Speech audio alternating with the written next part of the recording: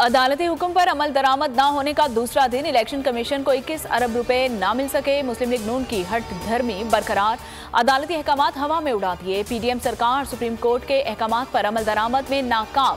PTI का इंसाफ के लिए आज अदालत से रुजू करने का इम्कान। अदालती फैसले पर अमल दरामद में ताखीर पर हुकूमत के खिलाफ तौहीन अदालत की कार्रवाई का मुतालबा किया जाएगा।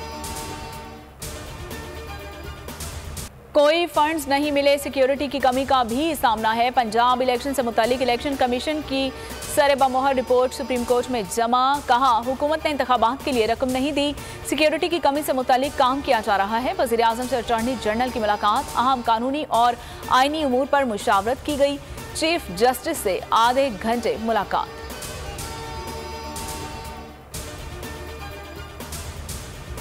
आम इंतखाबात हों, पॉपुलर गवर्नमेंट आए, ऐसी गवर्नमेंट जिसपे अंदरून मुल्क पाकिस्तानी और बैरून मुल्क पाकिस्तानियों का भी एतमाद हो और बाकी ममालिक भी जिसको लेजिटिमेट समझते हों। यही एक तरीका है पाकिस्तान को इन बुरानों से निकालने का।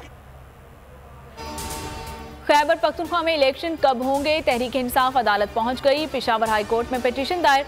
मुश्ताक गनी ने मौक़िफ़ अपनाया कि 8 अक्टूबर की तारीख गैर कानूनी और गैर आईनी है। असम्बली तहलील के 90 रोज के अंदर इलेक्शन कराना लाजमी है।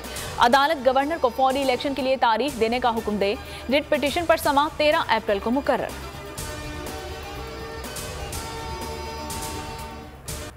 जस्टिस काजी फाइज ईसा के खिलाफ सुप्रीम कोर्ट जुडिशल काउंसिल में रेफरेंस दर्ज। सुप्रीम कोर्ट के सीनियर जज को आर्टिकल 209 के तहत ओहदे से हटाने की इस्तदा रेफरेंस गुजरांवाला डिस्ट्रिक्ट बार के सदर ने दर्ज करवाया। अदालत के खिलाफ गुफ्तगू, चीफ जस्टिस के खिलाफ खुतूत लिखने, पार्लियामेंट हाउस जाने समेत माली करप्शन के इल्जामात आए।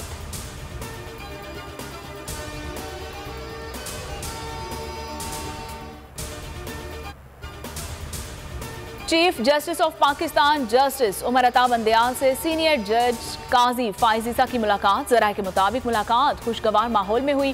पार्लियामेंट में आइन की सालगिरह से मुतालिक तकरीब में शिरकत पर जस्टिस काजी फाइज ईसा ने वजाहत जारी कर दी। कहना था, क्या मुझे तकरीबात में शिरकत नहीं करनी चाहिए थी? आइन पाकिस्तान की तकरीबात किसी एक इदारे या सियासी जमात का इज्तिमा नहीं था।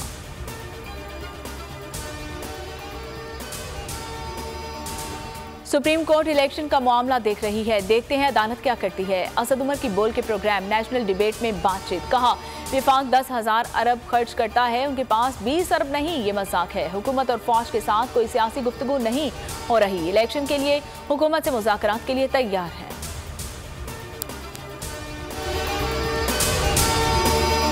तो नजर आ रहा है सामने लिखा हुआ है जुल्म मिटने के लिए। दो चीजों से मिटेगा भाई।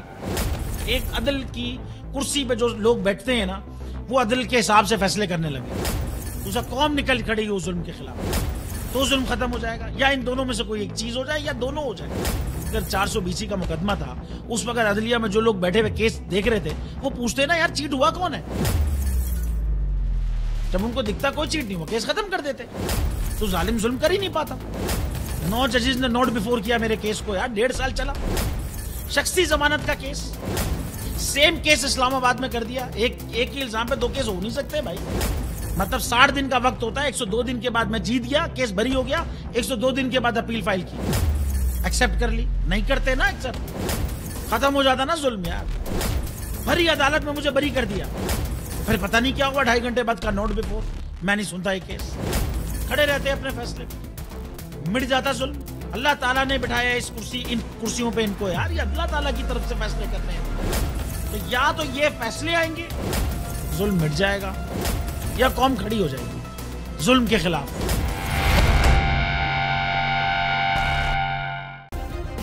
सब्सक्राइब करें और बेल दबाएं ताकि कोई खबर रह न जाए।